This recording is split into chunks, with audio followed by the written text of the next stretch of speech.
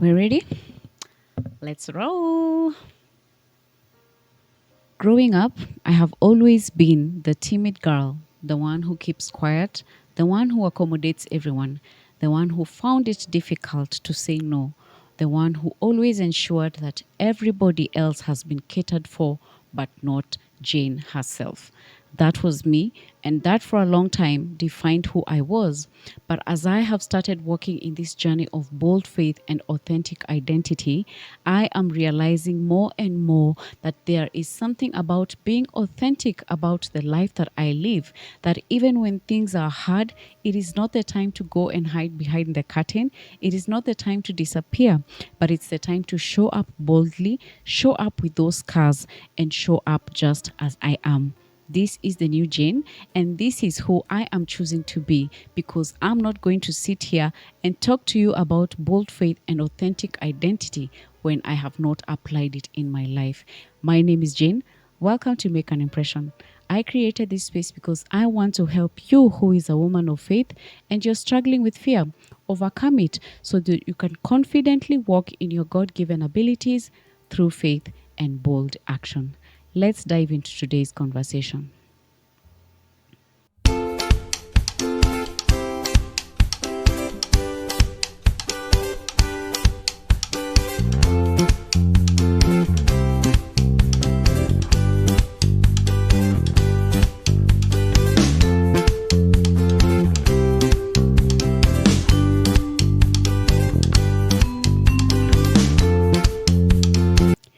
This journey of being authentic is not one that is easy. It's not one that I pride myself in. Maybe now I do, but it's one that I have had to put in a lot of effort and put in a lot of work to be here today and to sit and tell you there is nothing more beautiful than living an authentic life. I hope in these 5 lessons that I'm going to be sharing today, it will help you to understand that there's something beautiful about living an authentic life that goes beyond human validation. Now, the first lesson that I apply to date is that I am a constant work in progress. I always remind myself if each morning that Jane, you are a constant work in progress, because the idea is not to come here and sit and show you the finished product.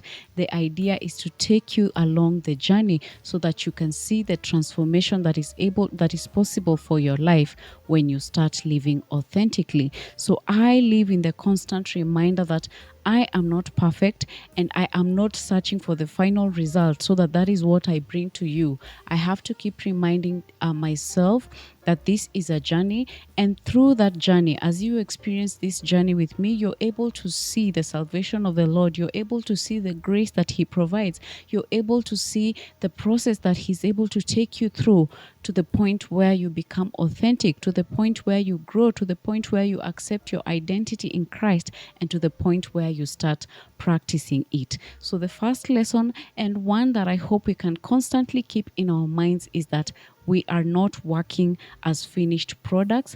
We are a constant work in progress, and God is working on us every single day. Today I'll fail, tomorrow I'll do better, but each day, as long as I wake up and remind myself that I am a constant work in progress, then it means that I am choosing to live authentically and taking you through the journey of what that looks like. The second lesson that I have learned in this journey is that authenticity is a daily practice of letting go of who I think I'm supposed to be and embracing who I was created to be. It's a daily practice of letting go of who I think I'm supposed to be and embracing who I was created to be. Now, there's something about us confusing our identities or our authenticities with who we think we are supposed to be. We think we are supposed to be speaking a certain way. We think we are supposed to be showing up a certain way. But then I am reminded that what's important is being able to daily remind myself that I'm supposed to be pursuing who I was created to be, because then what that does is that it helps me decenter myself. It helps me remind myself that this journey is not about Jane. This journey is about Christ being seen in Jane. And so that helps me move in a very different state. I'm no longer interested in you know, being the one that people chase. I'm no longer interested in being the one that people follow. I'm no longer interested in being the one that people see. But everything that I do, every practice that I indulge myself in, every daily activity that I do, I have to remind myself, is this for the glory of God? Is this will this draw people to Christ? Will people see that there's Christ in her, and then they will be able to want to pursue that Christ? And I think that's very important if you're walking in this journey of authenticity, to remind yourself that it's not about walking through who you think you're meant to be or who you're supposed to be, but a reminder that I am pursuing who it is that I was created to be. Why did God create me like this? Why did God give me, these challenges that I have to go through? Why did God give me these weaknesses that I have to deal with? What does God want people to see through me, in and within me? Because that is what I should be pursuing. And when I pursue that, then it's easy for people to say, I want the Christ that lives in her. I want the Christ that has helped her work on this thing. I want to know that Christ that has forgiven her. I want to know that Christ that lifts her up. I want to know that Christ that, walks with her. That's what's important in this journey of authenticity. Not about who it is that I want to be, but who it is that God created me to be. Hey there, before we dive further into the video, I would like to introduce you to our Bold Faith and Authentic Identity Workbook. This season for me has been about unlearning who I was told to be and rebuilding who I truly am, rooted, honest, and whole. Many of us were taught identities that sounded spiritual but slowly shrinked us. Be strong even when you're breaking. Stay quiet even when something is wrong. Carry it alone because God understands. But strong faith is in silent struggle, and obedience to God is in self-erasure. That's why I created this workbook. This workbook is not loud. It does not rush you. It does not demand answers you're not ready to give. It offers solace, understanding, and a safe place to rebuild your identity with God without silencing your story or minimizing your pain. It's not about revisiting the past in detail or forcing quick healing. It's about gently peeling back the layers of who you were told to be and rediscovering who you are beneath it all. My desire is that this will help you answer the question, who am I beneath the labels, expectations of others, and survival modes? Inside, you'll find reflective prompts to identify false identities formed through survival, faith-anchored exercises that invite honesty without shame, space to process, pray, and rebuild from a deeper place of truth, gentle guidance for women navigating transition, grief, clarity, or quiet courage. If you're in a season of unlearning, redefining, and choosing truth over endurance, this workbook was created with you in mind. Check out our website www.makeanimpression.org and grab yourself a copy. I do look forward to seeing the transformation that this workbook will do for you. The third lesson, and one that continues to really hit me in the face, is you do not have to correct every narrative that people make of you or the decisions that you make in your life. Let them decide what they want to decide about you. Let them conclude what it is that they want to conclude about the steps and the decisions that you're making. As long as your conscience is clear and as long as you know you're living from a place of honesty, then you have no business correcting every narrative that everybody out there is going to make of you. So that's something that I am learning, and something that I know has really helped me move even closer to understanding who I am in my identity in Christ, is that I do not have to correct every narrative that everybody out there decides to make of me. As long as I know I am living honestly, as long as I know there's nobody I'm defrauding, as long as I know there's no selfish ambition over anything that I am doing, but I'm just making decisions based on the authenticity of who I am, and this word and as long as I know I am making decisions based on the authenticity of who I am, or things that are working for the space that I am in, then I have no business correcting every narrative that everybody is going to make of me out there. Let them think you're selfish. Let them think, you're proud. Let them think you have an ego. Let them think let them think whatever it is, and let them conclude whatever it is that they are going to conclude about your life. But as long as you're living in your authenticity and you're living in your truth, God will always redeem you. God will always sustain you, and God will always prove you if and when needed. As long as you're moving in clarity, as long as your identity is clear, and as long as you know the journey and the purpose through which you're walking in, then don't waste your time correcting other people. Don't waste your time trying to prove yourself right. Don't waste your time trying to prove yourself wrong. Don't waste your time communicating to everyone and explaining why you're doing things the way you're doing them. God will do that on your behalf, as long as you're moving authentically and honestly in the journey that you're walking in. That's all you need to be focusing on. Lesson number 4. Lesson number 4 is one that I'm happy to share with you guys today. And that is, it's okay to let things fail. It's okay to let things fail. It's okay to let things not work out. It's okay, to, even the Bible says, there's a verse in the Bible that says, "Come to me, all ye who labor and are heavy laden, and I will give you rest."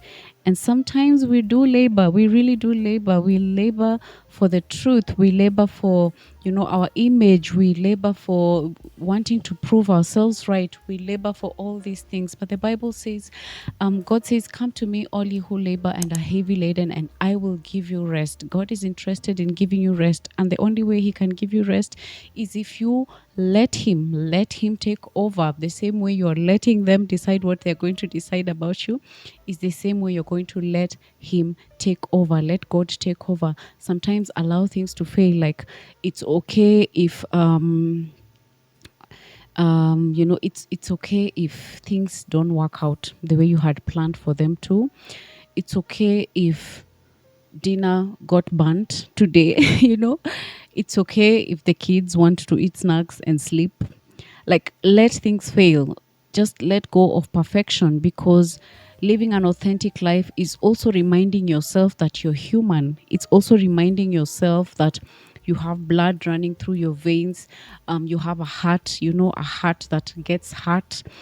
You have needs and expectations as human beings, which is normal. And so when you live in authenticity, you want to be in a space where you allow yourselves to just let things be. Let things fail.